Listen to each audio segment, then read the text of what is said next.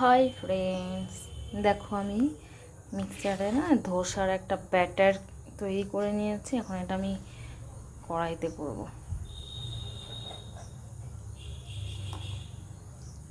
এর মধ্যে দেওয়া আছে সুজি, একটু ভাত, মানে ভাত ছিল সেই ভাত আর টক দই দিয়ে এটাকে আমি মিক্সচারে এরকমভাবে তৈরি করে নিতে হবে। এবার দেখো আমি একটু লঙ্কা গ্রেট করে নিয়েছি গ্রেটার মেশিন দিয়ে। এতটা হয়েছে। আমরা একটু ঝাল খেতে পছন্দ করি, তাই মোটামুটি এতটা লঙ্কা দিয়েছি। এর মধ্যে দেবো এখন।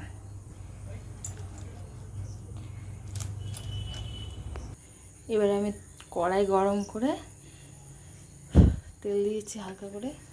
এবার এই ব্যাটারটা দেব, দেখি কেমন হয়। ফার্স্ট টাইম করছি তো, জানি না কেমন হবে।